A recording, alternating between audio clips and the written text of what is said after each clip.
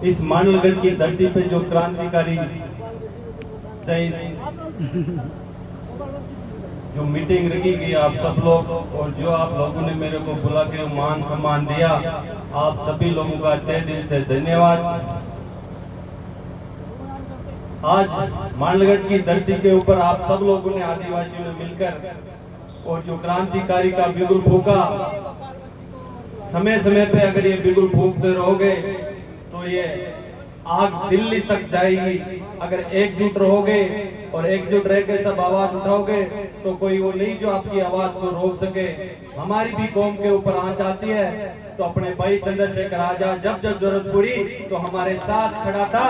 और मैं तहे दिल से कहता हूँ, जब जरूरत पड़ेगी आपकी कौम के लिए, आपका पसीना गिरेगा, वहाँ नरेश फौजी की खून की तस्करी आपके सामने रहेगी। तो मैं कहता हूं, जिन लोगों ने बाबा साहब को नमन करते हुए मैं कहता हूं, बाबा साहब का एक ही प्रावधान था, पढ़ोगे लिखोगे तो उस चेयर पे पूछोगे तो ये लोग अपन को पूछेंगे। जिन बाबा साहब के सपनों के ऊपर जो आज आने के जो लोग सोच रहे, उनको मैं कह देना चाहता हूं, वो दिन दूर नहीं है। जिस दिन बाबा साहब की पढ़ी लिखी माँ, पढ़ी लिखी बेटी उस चेयर पे पूछेगी, तुम आज उस चेयर पे बैठे हो तो इस बाबा की वजह से बैठे हो, तुम भूल रहे हो दिन को जिन्हें हमारे टूटे हुए देश को बचाया बाबा साहब ने, और आज लोग तुम हमको ललकार रहे हो। साथियों, मेरे को 2 मिनट दिया गया, लेकिन मेरे मन की पीड़ा है।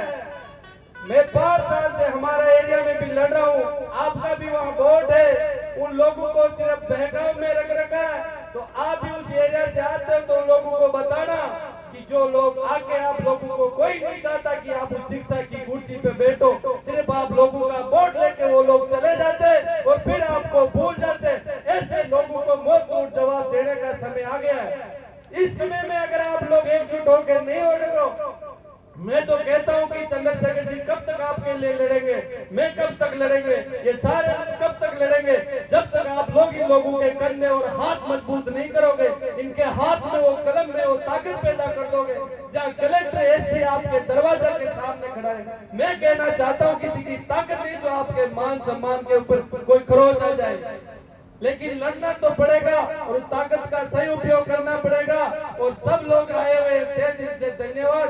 भाषण देना नहीं आता, मैं तो देश का सिपाही हूँ, लेकिन क्रांतिकारी मेरे मन में है कि मैं इस देश के लिए और इस अपने गांव के लिए लड़ूं। अरे तुम तो वो हो जो महाराणा प्रताप लड़ रहा था और बड़े बड़े योद्धाओं ने समझौता कर लिया।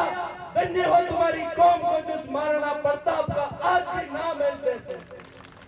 अगर आप लोग समझौते कर लेते तो क्या महाराणा प्रताप पूजा जाता? बताइए आप लोग।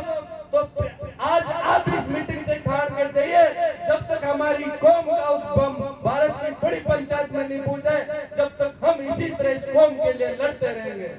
जय हिंद, जय भारत, जय जवान। बहुत बहुत धन्यवाद नरेश जी भाई साहब, जैसा आपके बारे में सोच